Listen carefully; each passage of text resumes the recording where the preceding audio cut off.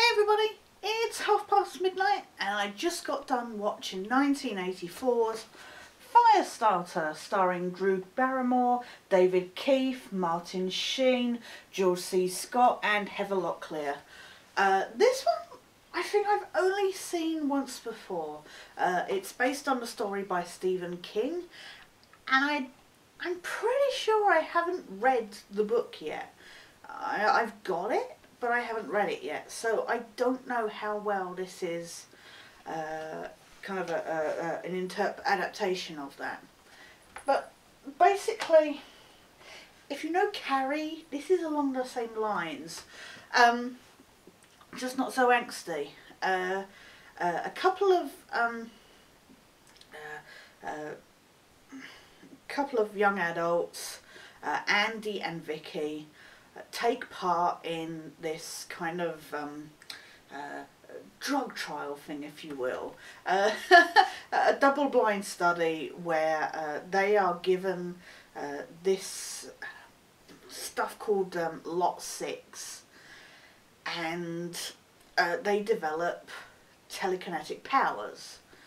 They then get together and they have a kid, Charlie, played by Drew Barrymore, who has is pyrokinetic. She can set fire to stuff, and they're kind of hunted down by the people that gave Vicky and Andy the powers in the first place.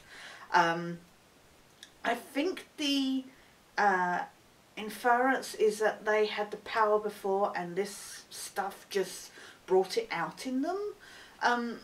I could be wrong and misinterpreting that, but I think that's what because there's this doctor who's like, oh, it was only this, it was only some kind of altered version of some kind of medication, but so I'm not sure on that. But these people that are supposedly some government offset called The Shop, which is as up there in the evilness ranks as the Syndicate and the Company, which should have really screamed to these people to not take part in the study.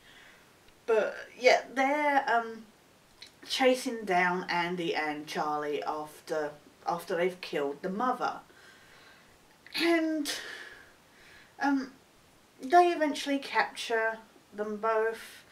And they use Charlie to do all these tests, and they want to use her as a weapon, and except one of the people at the shop wants to take her and use her power himself, of course. And there's this whole to and fro, and of course he's got a safety plan in place and stuff like that. And the whole time, as Charlie is she's developing her powers, but she's trying to learn how to call them back, just come back kind of thing. So it's really that kind of thing. It's the standard, big evil corporation trying to get this power for themselves and stuff. But it's good. It's, it's 1984. It's an early horror, Stephen King horror. There's nothing too outstanding about it, but it is still fun.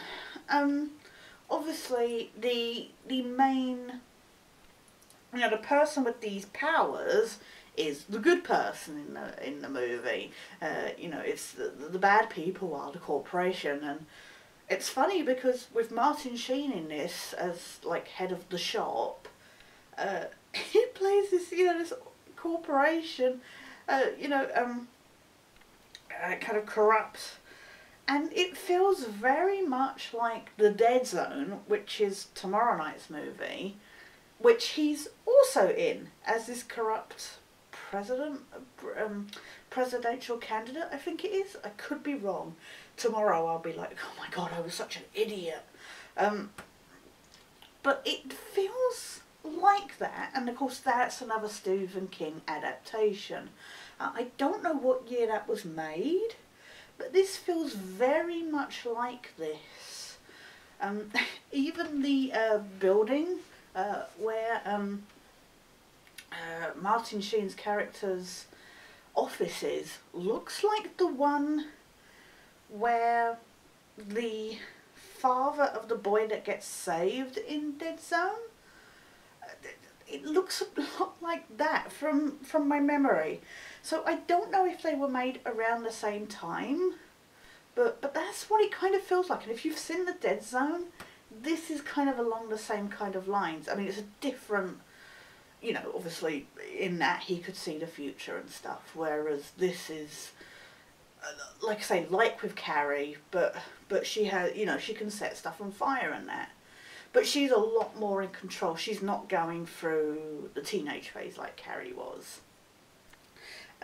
So it's enjoyable. Drew Barrymore is not great, but she's not bad, you know, for a kid actress. She's quite young in this. I don't know how long this was before E.T. or after E.T. I think it's just after E.T., isn't it? I don't know, I can't remember how many years after E.T. this is, because I can't remember what year E.T. was made. Feel free to correct me in the comments. But this can't be made, this must have been a couple of years after that. She's good in it. She's not great, but they're all worse kid actresses. I don't really enjoy David Keith as the father.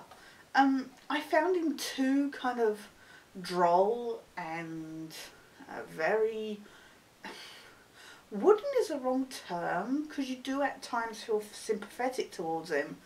He's just very deadpan in a kind of David Duchovny-ish way, but a lot more annoying, and I just found it a lot more difficult to empathise with his character.